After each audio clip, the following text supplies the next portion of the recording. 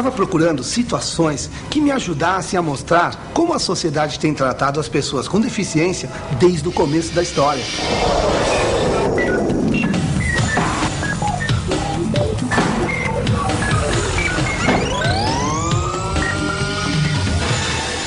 Essa é uma imagem da civilização ocidental, de antes de Cristo, lá da antiguidade, quando as pessoas que não pertenciam à nobreza eram todas consideradas sub-humanas, desnecessárias. O mesmo acontecia com as pessoas com deficiência. Bastava a pessoa ter alguma deficiência física ou mental, ser cega ou surda, para ser abandonada, ficar esperando única e exclusivamente pela morte. Tudo porque fugia dos padrões de força e beleza que eram cultuados na época. Contam que em Roma e Esparta, as crianças eram preparadas para a guerra desde o nascimento. Pela prática social da época, a criança que nascesse defeituosa, isso mesmo, como se fosse uma máquina que tivesse sido inventada cheia de defeitos, era abandonada para morrer. Ficava exposta num rio, numa floresta ou num deserto. Essa técnica era chamada exposição. Opa! Essas imagens não são da antiguidade? Elas devem estar fora de lugar. Essa também não. Essa também não. São todas do século XX. Olha, o que eu vou tentar mostrar é que qualquer semelhança não é mera coincidência.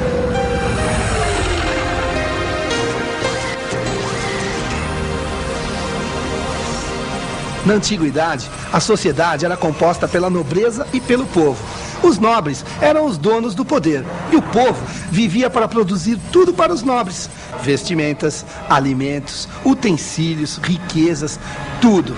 Quem não servia para produzir riqueza, nem para guerrear, não servia para mais nada. Podia ser exterminado sem nenhum problema de ordem ética, moral ou religiosa. Aqui, isso é importante: o nascimento de Jesus, o surgimento do cristianismo.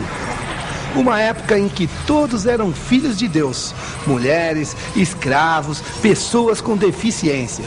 Mas essa mudança de comportamento tem uma explicação lógica: os milagres realizados por Jesus em suas peregrinações, quando ele curava as pessoas com deficiência.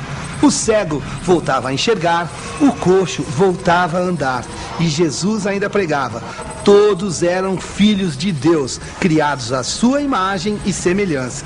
Então, pela lógica, não poderiam mais ser considerados sub-humanos, muito menos ser abandonados até a morte. Nessa época, considerava-se que todas as pessoas com deficiência tinham uma alma, e isso fazia diferença.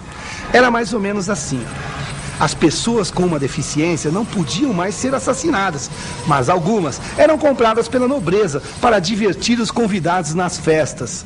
As que podiam trabalhar eram recolhidas e mantidas por religiosos. As que não podiam não eram assassinadas, mas viviam como pedintes, dependendo da caridade alheia.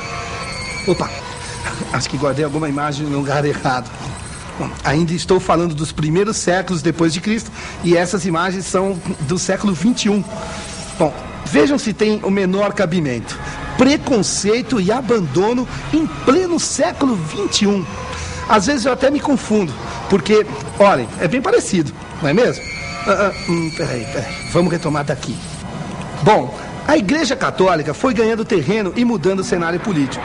A sociedade, que até então era constituída pela nobreza e pelo povo, ganhou uma nova classe: o clero. Uma classe que já nasceu com poder e tanto. Podia até excomungar as pessoas, definir quem ia ou não entrar no reino dos céus. Através da conquista do poder e da riqueza, o clero passou a influenciar a sociedade.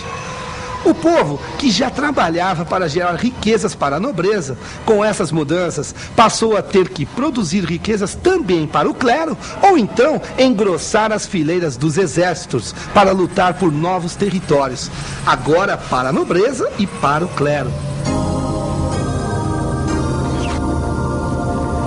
E sabem o que mudou nessa época para as pessoas com deficiência? Absolutamente nada. Quer dizer, vejam isso. Aqui: a Inquisição e a Reforma Protestante. Vamos primeiro dar uma olhada no século XIII.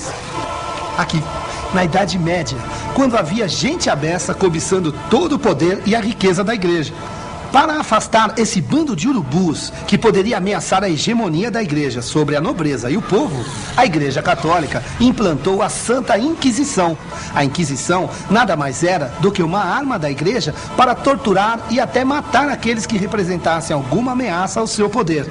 E o que essa época representou para as pessoas com deficiência? Só para vocês terem uma ideia, a igreja tinha documentos que ensinavam a reconhecer sinais naqueles que estavam possuídos pelo demônio. E só para variar, sobrou para quem? Quem foi especialmente caracterizado como herege e endemoniado, foi perseguido e muitas vezes até morto em fogueiras? A pessoa com deficiência. Mas esperem, ainda não acabou. Vamos ver o que aconteceu um pouco mais adiante, no século XVI, aqui, na Reforma Protestante. Uma parte do próprio clero se rebelou contra a Igreja Católica por não aceitar tantos desmandos absurdos e fundou uma nova religião, o protestantismo. E no que isso mudou a vida da pessoa com deficiência? Mais uma vez, em absolutamente nada. Ela continuou sendo perseguida, torturada e morta. Se na Inquisição essas pessoas eram consideradas hereges e endemoniadas, na Reforma Protestante eram vistas como as escolhidas por Deus para pagar os pecados da humanidade. A pessoa com deficiência transformou-se no bode expiatório dos pecados do mundo. Bom, vamos ver o que a gente tem até aqui. Na antiguidade, as pessoas com alguma diferença, não só por deficiência, nem eram consideradas seres humanos e costumavam ser assassinadas. Com o cristianismo, deixaram de ser assassinadas, mas viviam abandonadas como pedintes, entregues à própria sorte. E no período medieval, primeiro eram consideradas endemoniadas, depois as escolhidas para receber os castigos divinos, merecendo às vezes até a morte. Ou seja, até onde vimos, a sociedade não fez outra coisa senão discriminar, abandonar, torturar e matar as pessoas com deficiência. Vejamos, no princípio não eram seres humanos. Depois passaram a ser consideradas hereges, endemoniadas, pessoas escolhidas para serem castigadas por Deus. Foram abandonadas como pedintes. E agora, como seriam tratadas no século XVIII? A resposta está aqui: isolamento, confinamento. Vejam, em pleno século XVIII, as pessoas eram... confinamento no século XVIII. Deve estar aqui. Nossa, quantos exemplos de isolamento e abandono nos séculos XX e XXI. Vamos pegar daqui então. Vamos falar um pouco da pessoa com deficiência na atualidade. Deixe-me ver... parece que tivemos avanços importantes. Estão aqui o braille, a língua de sinais, todo o empenho da ciência para compreender, tentar prevenir e facilitar a vida das pessoas com deficiência. Mas vem aqui, será que a sociedade finalmente deixou o preconceito e a discriminação de lado? Parece que não. O preconceito ainda está em toda parte. Basta olhar nas ruas, nos prédios que não facilitam o acesso, nos asilos, hospitais e internatos criados para manter as pessoas com deficiência longe das famílias e dos olhos da sociedade. E, como se não bastasse, na pouca oferta do mercado de trabalho e na discriminação que ainda ocorre em algumas escolas. Às vezes, fico pensando, por que será que essas coisas ainda acontecem?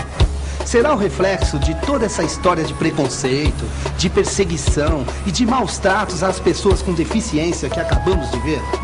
Será que essa cultura de discriminação ficou tão arraigada que a gente nunca vai conseguir construir uma sociedade que reconheça e respeite as diferenças? Já estamos no século XXI, o século do futuro. Não temos por que esperar mais para começar a escrever uma nova história. Será que já iniciamos um bom capítulo? Experiências novas, imagens que já mereçam registro?